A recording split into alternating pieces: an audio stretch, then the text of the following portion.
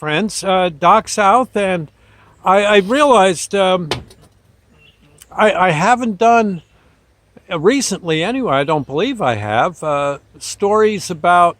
I know I promised to do a bunch of these, and God knows I've got a mess of them of this particular kind of story to tell you. That being stories of people that it really impressed me in my long life. I know some say too long, but no, in this case, I got to say, this fellow was, this guy was something else. His name was Willie. Willie. He, he was African American, a very nice guy, but for one reason or another, and I never understood exactly what the reason was, but Willie was a resident in a mental hospital, one where I worked. At one time, between college, actually between college semesters, between my freshman year and my sophomore year, I decided that it might be interesting to work at a mental hospital. The state mental hospital near me was one here in North Jersey called Greystone.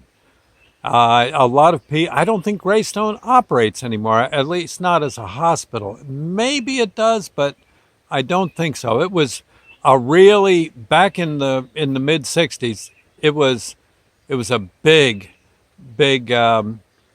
operation. Yeah, a lot of wards, a lot of buildings with various folks in there with various mental disabilities.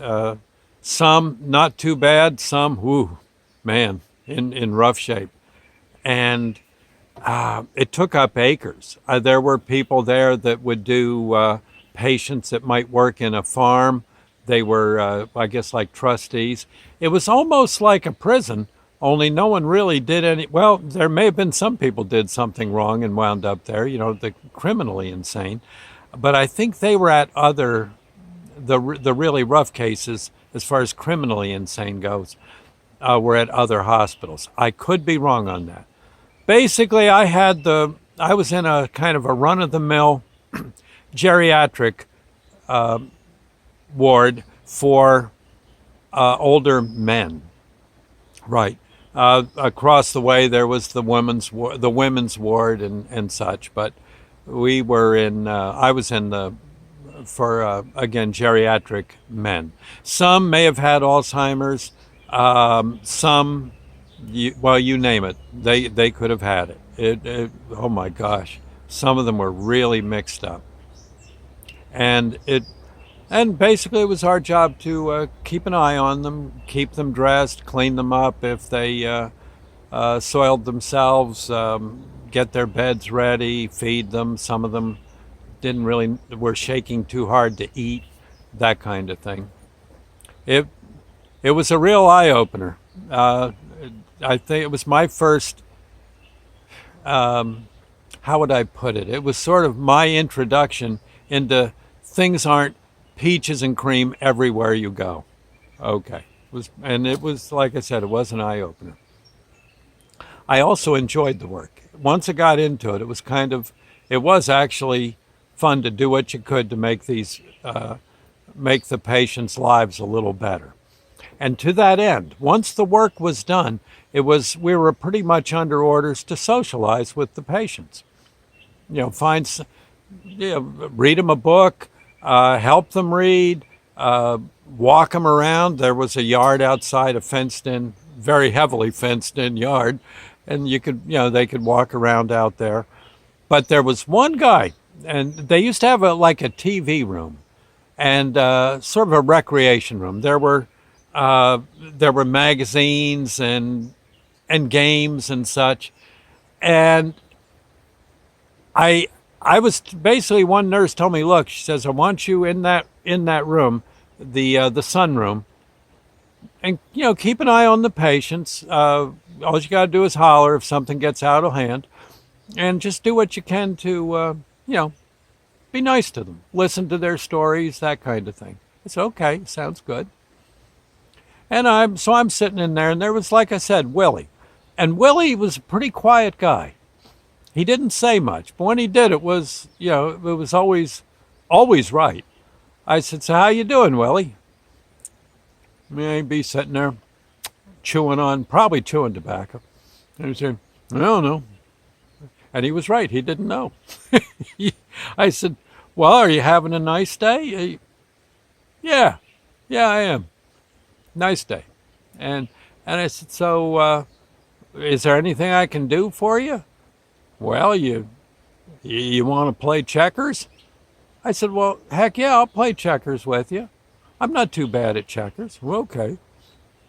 So so I got the checkerboard, and some of my fellow orderlies heard that I was going to play Willie in checkers, and these guys, these guys were experienced.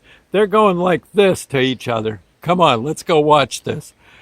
And I set up the checkerboard. Willie had the black checkers, I had the red checkers, or vice versa. I don't know. We set up and we start to play. Long story, and I said to myself, luckily I didn't say this out loud. I said, I'll go easy on him because, gosh, he's a mental patient and all that. I don't want to make him, I'll just go easy. Yeah, well, about three moves into the game, Willie had all my checkers. Oh my God! And a few of his men were already kings. I mean, it wasn't 3 moves, but it was like that. And that's how it went the rest of the darn summer. Every day I was there, we'd go play checkers, and every doggone time he'd beat me, and he'd beat me soundly. Within about 8 moves. 8 moves, he'd have them all. And there was absolutely nothing I could do. I was getting slaughtered. Oh my God. Willie was absolutely the best checker player I ever saw in my life. And the other orderlies were just having a ball. They're looking, "Come on, South, can't you get him at least once?" I said, "No, come on, we got money on you. Yeah, it's 100 to 1. You'll lose. That you won't win. If you win, yeah, $1 gets us 100. No," I said, "Guys, I'm trying." "Well, we're not losing too much, but doggone," they said, "come on, can't you beat them?" And I found out from orderlies later. They said no one has ever beaten Willie. No one. No one. It was absolutely impossible. It would be like a little duckling going after King Kong. It's just not going to happen. Yep. Anyway, Willie was always a good sport. He'd shake hands, and we'd set him up again. I'd try again, and nothing. Sometimes he'd give me two moves. I could make 2 moves, but they're always 2 of the worst moves I could possibly make, and he'd have me even quicker. Bless his soul. He has to be gone by now. Hopefully when he got to heaven, everything got straightened out and his mind's working just fine, and his checker skill is still there. I don't know. I certainly hope. But honestly, they should have taken him around to places. I think he could have made a lot. He could have probably done a lot for the morale of many people by beating young whippersnappers in checkers. Oh God, he was something else. I really did like him. He was a good guy, and like I said, usually he didn't talk much, but when he talked, he was right. Whatever question it was, he had the answer. Sort of, well, they said though if he was out on the outside, he wouldn't know what to do as far as cooking and just general day-to-day routines would be a little much for him. But God bless him, he was something else. What a guy. Good old Willie. Anyway, I'll see you later, friends. Thank you now. God bless.